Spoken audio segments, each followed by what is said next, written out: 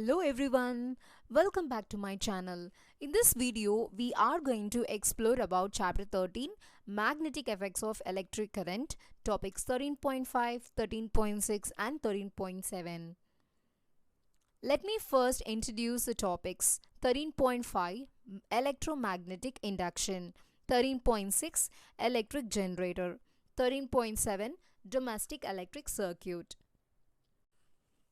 Can magnets produce electricity? Let's explore. Michael Faraday, an English physicist, made an important breakthrough by discovering a moving magnet can be used to generate electric current. To observe this effect, let us perform the following activity. The first picture at the left shows you the experimental setup. It consists of a coil, and that coil is being connected to a galvanometer and a strong bar magnet is used. Take a coil of wire having a large number of turns. Connect the ends of the coil to a galvanometer. Take a strong bar magnet and move its south pole towards the end A of the coil. It is observed that a momentary deflection is shown by the galvanometer. What do you mean by a momentary deflection? A deflection persists for a second or for a moment is called as a momentary deflection. A momentary deflection is shown in the galvanometer needle. This indicates the presence of the current. Again, move the south pole of the magnet away from the coil. The galvanometer shows a momentary deflection in opposite side. Likewise, you can bring the north pole inside the coil, and if you are going to move outside, likewise in opposite directions, the galvanometer shows its reading. Now, placing the magnet stationary and moving the coil over the magnet also results in the momentary deflection. Lastly, when both the coil and magnet are kept stationary, then no deflection is found in the galvanometer. From this activity, one can conclude that when a magnet is moved inside or outside of the coil, the imaginary magnetic field lines get disturbed or cut. That is, the motion of a magnet with respect to the coil produces an induced potential difference, which sets up an induced current in the circuit. Before going to next activity, let us understand what is a galvanometer. All about galvanometer. Galvanometer is a device which measures current, detects the presence of current, find the direction of current. Here you can see the symbol of galvanometer. Hope you noticed that diagram too. Galvanometer can be either converted into an ammeter or an voltmeter just by connecting an high or low resistance in its path. Now, let's perform another activity with a slightly different setup. Here you can see an experimental setup with two coils, coil 1 and coil 2. Coil 1 has 100 turns and called as primary coil. Coil 2 has 50 turns and called as secondary coil. Primary coil is connected to an external circuit which consists of a battery and a key, while the secondary coil is connected to a galvanometer. But make sure that the two coils are not in contact. It has been wounded over a non-conducting cylinder. Now plug in the key so the current flows in the first coil and it produces a magnetic field around it. Suddenly, you could notice a momentary deflection is being seen in the galvanometer which is connected to the secondary coil. If the current is switched off in the circuit and momentary deflection is seen again in the second coil in opposite direction. The deflection in the galvanometer is a proof that a current is induced in coil 2. But how it happened? Let's explore little more deeper. See children, both the coils are connected over a non-conducting cylinder. But the concept here is when the current is changed or increased in the first coil, accordingly associated magnetic field also changes. Since the second coil is in the field of influence of the first coil, the change in magnetic field associated with the secondary coil is the cause of the induced current in it. Here we can conclude that when there is a change in magnetic field and current is induced, and that current is called as an induced current, and this process is called as an electromagnetic induction. Right now you could see the definition for the same.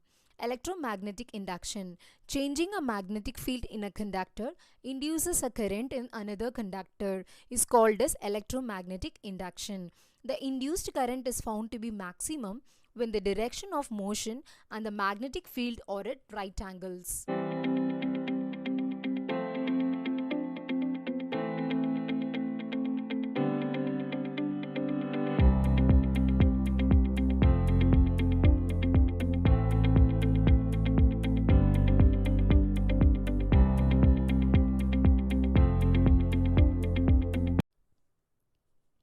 To determine the direction of induced current, we can use a simple rule named as Fleming's right-hand rule. The definition goes like this: stretch the thumb, forefinger and middle finger of your right hand so that they are perpendicular to each other. If the forefinger indicates the direction of magnetic field, the thumb shows the direction of motion of the conductor, the middle finger will show the direction of induced current. This simple rule is called as right hand rule or Fleming's right hand rule. Next comes electric generators. It is a device which converts mechanical energy into electrical energy. There are two types of generators, that is AC alternating current generator and DC direct current generator. First, let's explore AC generator. Here we are going to discuss principle, parts, construction and working. The principle of an electric generator is electromagnetic induction, and the parts are as follows: external horseshoe magnet, a rectangular coil, slip rings, brushes and a galvanometer. Construction: a rectangular conducting coil ABCD is placed in between a strong external magnet. The ends of the coil are connected to two slip rings named as R1 and R2. But both the ends of the coil are of different length. Please make a note of it, children. The rings are attached to the stationary carbon brushes externally and internally attached to an axle.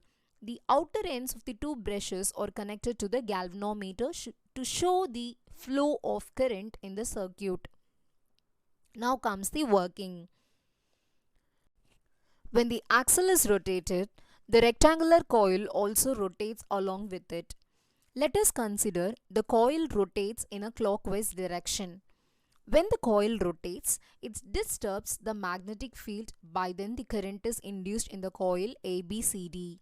By applying Fleming's right-hand rule, the current flows in the direction of ABCD. This means that the current flows from B2 to B1. After half rotation, CD starts moving up and AB moving down. As a result, the induced current flows in the direction of DCBA. Now the current flows from B1 to B2. Thus, after every half rotation, the polarity of the current changes. Such a current which changes its direction after each half intervals of time is called as an alternating current generator. Hope you can see a video based on the working of an electric generator, that is AC generator.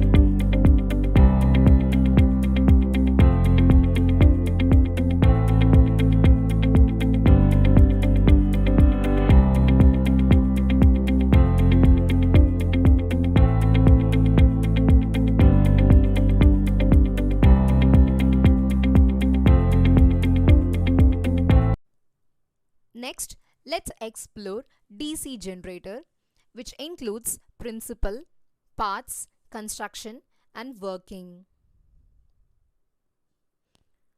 More or less both the generator have same parts, principle and construction, except in the place of slip rings we are going to use split rings.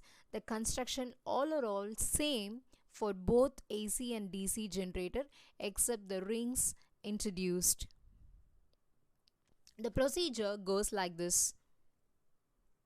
Yes, now comes the working of an DC generator. The axle is rotated, thereby the coil also started rotating along with it by changing the magnetic field and induces current which flows from B2 to B1.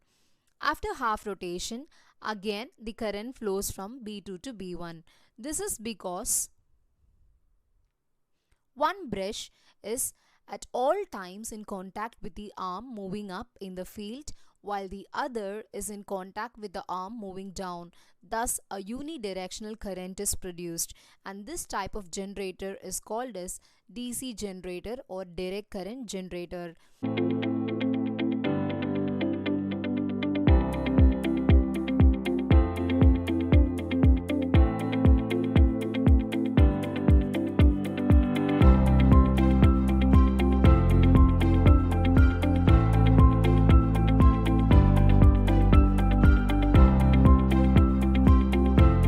Next comes the difference between AC and DC generator. Have a look on that, guys, and make a note of it.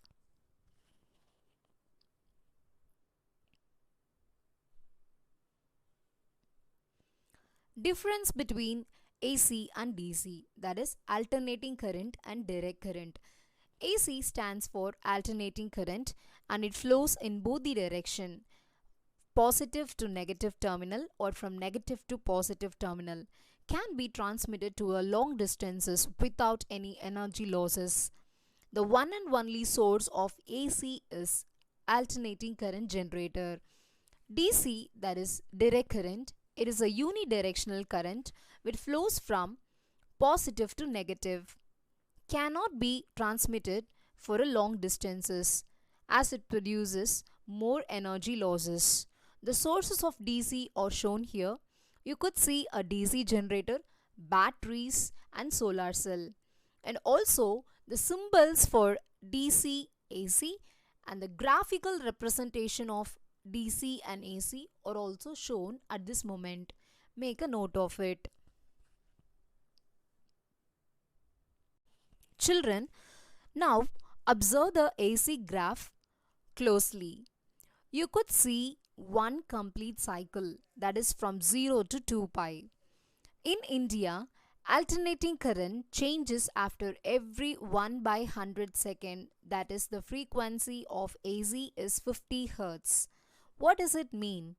In power stations, the generator coil rotates 50 cycles per second or 100 times per second. That's why the frequency of AC in India is 50 Hz. It differs for different countries.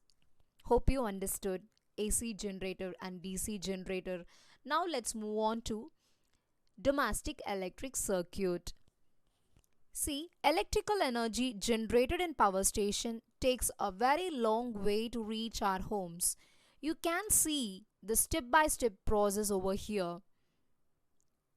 Indian power stations produces basically 11,000 volts, but it is stepped down by the transformers and we receive 220 volts of potential difference at our homes. Here you can see the actual domestic electric circuit. In our domestic electric circuit, we have three different types of wires: live wire, neutral wire and earth wire. Live wire, mostly it will be in red color, neutral wire in black color and earth wire in green color. These are the standard colors used to differentiate the different types of wires. Live wire is mostly a positive wire and neutral wire is a negative wire. At the meter board in the house, these wires pass into the electricity meter through a main fuse. Through main switch, they are connected to the line wires in the house. Often, two separate circuits are used within the house. One is 15 amperes to run the high power loading appliances like ACs, geishas, etc. And the other circuit is of 5 amperes to run the low power loading appliances like bulbs and fans. Earth wire is also connected to a metal plate deep buried inside the ground. It produces a low resistance path for current. Thus, it ensures that any leakage of current to the metallic body of the appliance keeps its potential to the earth, and the user may not get any severe electric shock. Always, the parallel connections are preferred in our domestic electric circuit, and electric fuse also plays a very important role to protect our circuits from disasters like overloading. When a live wire or neutral wire comes in direct contact, this condition is called short circuit. In such situation, the current abruptly increases, and that is called overloading. This may occur due to the accidental hike or connecting too many gadgets to a single socket. Okay children, here you can see the deeper concepts of domestic electric circuit followed by the follow-up activity. Watch it and do it yourself.